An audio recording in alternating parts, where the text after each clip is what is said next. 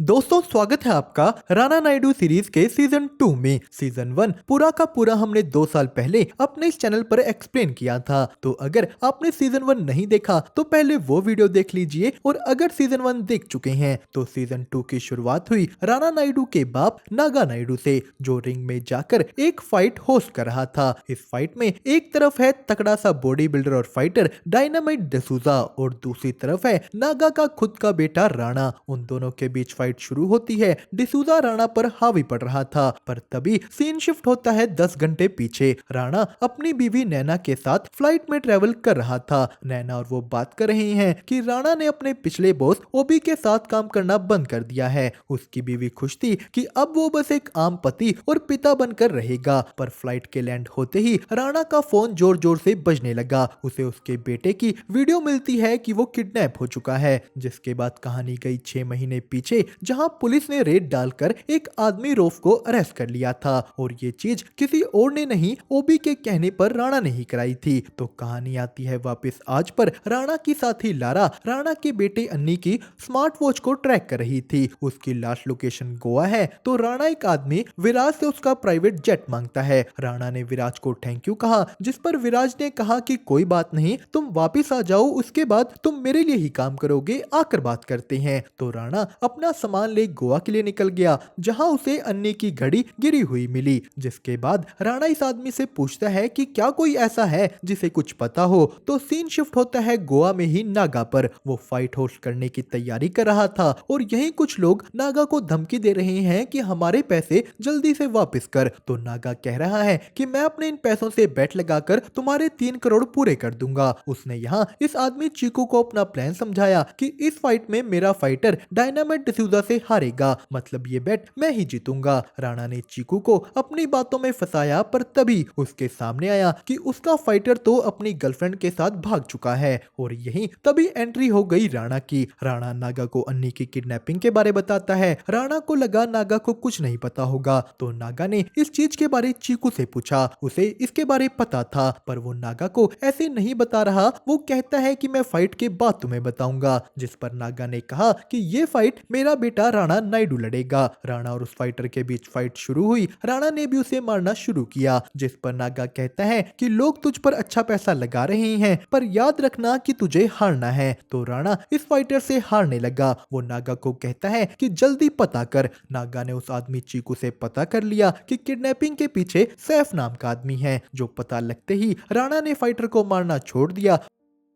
पर फाइटर यहाँ राणा की बीवी को उल्टा सीधा बोल देता है, जिससे गुस्सा हो राणा ने फाइटर को मारा और वो नॉकआउट हो गया। अब इस सबसे लोग तो खुश हो जाते हैं, पर नागा की लग गई थी। वो अर्जुन को कहता है भाग, और इसी भगदड़ में वहां आग लग गई। जिसके बाद राणा और नागा यहाँ से भागते हैं, तो सीन शिफ्ट हुआ राणा के बड़े बेटे तेज पर, जो एक हॉस्पिटल में एडमिट था। डॉक्टर ने यहाँ आकर सबको बताया कि तेज की बीमारी बढ़ गई है, अब उसे सब काम छोड़कर बस रेस्ट करनी होगी। जो बात तेज नहीं मानता, पर बाकी लोग उसे रोकते हैं, और यहीं तभी एंट्री हुई तेज की लवर एना की। वो और तेज आपस में बात नहीं कर रहे थे। जिसके बाद कहानी जाती है राणा पर। वो उस आदमी सैफ के क्लब में पहुंचा, जहां सैफ वीआईपी एरिया में होगा। तो सिक्योरिटी गार्ड्स का ध्यान भटकाने के लिए नागा ने डीजे से पंगे लेकर अपने गाने चला लिए। जो देख सिक्योरिटी गार्ड नागा की ओर बढ़ते हैं, और मौके का फायदा उठा राणा और लारा ऊपर गए। पर यहाँ और लोग हैं। राणा अपनी साइड, तो लारा अपनी साइड इन लोगों से लड़ी। राणा सीधा उस आदमी सैफ को बंदूक की नोक पर रख अन्नी के बारे पूछता है।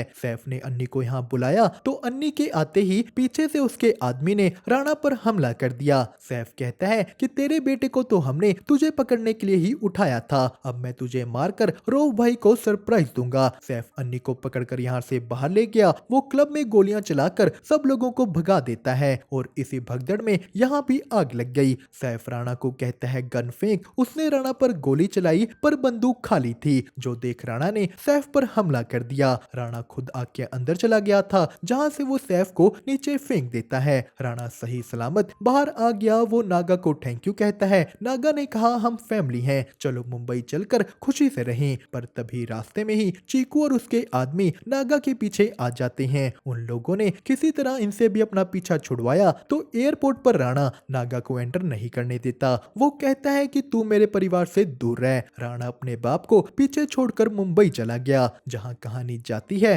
उस आदमी विराज ओबरॉय पर। वो राणा को अपने लिए काम करने के लिए मना रहा था, पर राणा मानने को तैयार नहीं। विराज कहता है कि मैं तुम्हें अपना गुलाम नहीं तलवार बनाना चाहता हूँ। तो तभी वहाँ विराज का बेटा और बेटी आ गए। अब विराज की बेटी आलिया अपना स्टूडियो बेचकर एक क्रिकेट टूर्नामेंट की टीम खरीदना चाहती थी, पर विराज का बेटा चिराग इस चीज के खिलाफ था। उसका कहना है कि हमें अपने स्टूडियो में फिल्में बनानी चाहिए, ना कि कोई क्रिकेट टीम खरीदनी चाहिए। जिस पर विराज ने उन दोनों को कहा कि तुम दोनों बाहर चलो। वो उन्हें बाहर डांटने लगा, जो सब राणा सुन रहा था।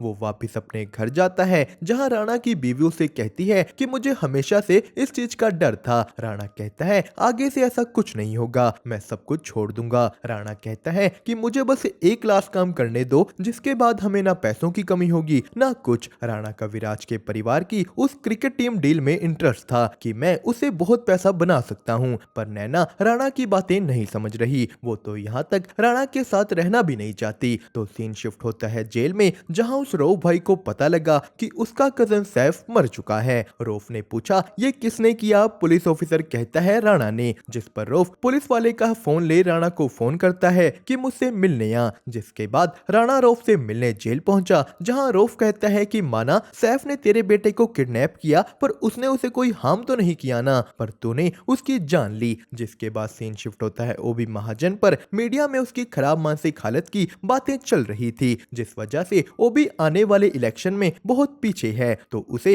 इन झोपड़ियों का वोट चाहिए। जिसके लिए मजबूरी में ओबी को रऊफ से मिलना पड़ा। रऊफ यहाँ ओबी से बहुत रिस्पेक्टफुली बात करता है, क्योंकि सिर्फ ओबी ही था जो रऊफ को जेल से बाहर निकाल सकता है। तो उन दोनों ने डील की कि रऊफ ओबी को वोट दिलाएगा, जिस पर ओबी ने रऊफ के रिलीज ऑर्डर साइन कर दिए। जिसके बाद सीन शिफ्ट होता है नागा पर। उसे नागा के ही भाई सूर्या की पत्नी अंजलि, जिसे सब आंटी कहते हैं, उसने उसके पैसे ना देने की वजह से पकड़ रखा था। वो आदमी चीकू भी यही है। चीकू ने नागा को टॉर्चर करने के लिए उसका दांत निकाल लिया, पर तभी वहां पुलिस आ जाती है। वो लोग आंटी को ही ढूंढ रहे थे, और यही हमें पता लगा कि आंटी रऊफ से टक्कर ले रही है। तो आंटी नीचे छुपी हुई थी। नागा उससे माफी मांगता है। उसने कहा कि मैं राणा से लेकर तेरा सारा पैसा चुका दूंगा। जिसके बाद नागा राणा को फोन करता है, पर राणा फोन नहीं उठाता। वो खुद यहाँ ओबरॉयज के फिल्म स्टूडियो पहुंच चुका था, जहां उनकी सुपर हीरो फिल्म की शूटिंग हो रही है। जिस पर विराज ने राणा को कहा कि तुम्हारा पहला काम मेरे इस लीड हीरो को प्रोटेक्ट करना है। अगर इसको कुछ भी हुआ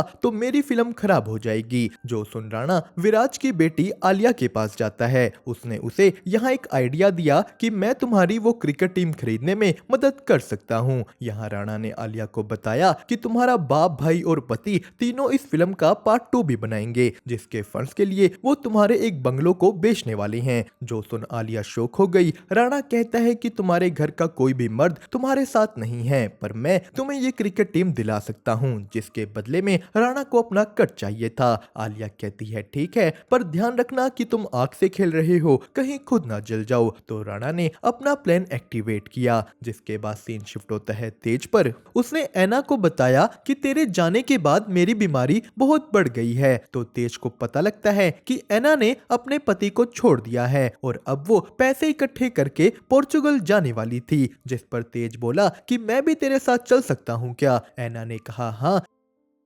जिसके बाद सीन शिफ्ट हुआ नैना पर। वो ओवरथिंकिंग की वजह से योगा नहीं कर पाती, और यहीं उसे उसका एक योगा पार्टनर नवीन मिलने आया। वो नैना से बात करने लगता है कि क्या हुआ। नैना नवीन से पूछती है कि क्या तुम अपनी वाइफ को छोड़ना रिग्रेट कर रहे हो? नवीन ने कहा पहले थोड़े डाउट्स थे, पर अब नहीं। तो नैना भी राणा को डाइवोर्स देने का सोच रही थी। नवीन ने कहा चलो एक बार उसे एक और चांस दे दो, और फिर भी अगर बात नहीं बनी तो मुझे एक चांस दे देना। जिसके बाद सीन शिफ्ट होता है जफा पर। वो एक स्टंट गर्ल को देख रहा था। तो ये लड़की तस्लीम जफा से पूछती है कि क्या देख रहा है। तस्लीम ने जफा को कहा कि जा जाकर वो गंदा सा लेडीज वॉशरूम साफ कर, उसके साथ साथ तेरा दिमाग भी साफ हो जाएगा। वो जफा को तंग करने लगी, पर तभी वहां तेज आ गया। वो और ऐना जफा को अपने पोर्चुगल के प्लान के बारे बताते हैं। तेज ने कहा कि मैं ये स्टूडियो बेचने का सोच रहा हूँ, स्टूडियो बेचकर हम तीनों भाई पैसे आपस में बांट लेंगे। पर जफा इस बात से गुस्सा हो गया। जिसके बाद सीन शिफ्ट होता है उन्हीं झोपड़ियों में।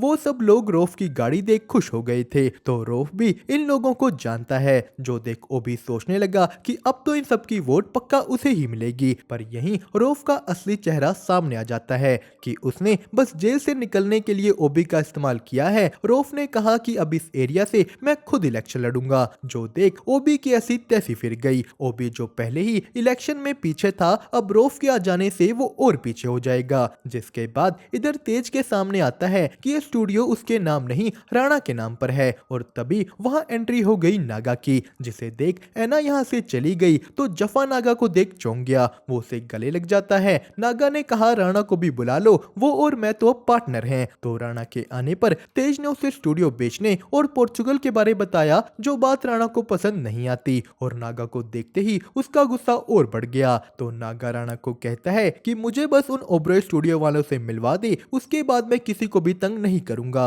राणा कहता है देखता हूँ। तो सीन शिफ्ट हुआ तस्लीम और जफा पर। तस्लीम जफा से वॉशरूम साफ कराते कराते उसे टीज करने लगी। वो कहती है कि देखना है तो ढंग से देख। जिसके बाद सीन शिफ्ट हुआ एक हॉस्पिटल में, जहां उस सुपर हीरो फिल्म का एक्टर एडमिट हो गया था। विराज ओबरॉय हॉस्पिटल पहुंचता है। वो गुस्सा होकर इस एक्टर को कहने लगा कि ये क्या किया तुमने, अब मेरी सारी फिल्म बर्बाद हो जाएगी। अब इस फिल्म में उनके 80 करोड़ लग चुके थे, आधी फिल्म शूट हो चुकी थी। विराज ने राणा से पूछा आखिर वहां हुआ क्या, तो राणा ने बताया कि एक्टर एक लड़की को मिल रहा था, पर वहां उस लड़की का पति आ गया, तो इस मौके का फायदा उठा आलिया कहती है कि हमें अब चुपचाप उस क्रिकेट टीम को खरीद लेना चाहिए। तो और कोई ऑप्शन ना बचने पर विराज ने आलिया को परमिशन दे दी। पर यहीं दूसरी तरफ हमारे सामने आता है कि वो आदमी नवीन ओबी के लिए काम करता है, और वो नैना के जरिए राणा नायडू तक पहुंचना चाह रहा था।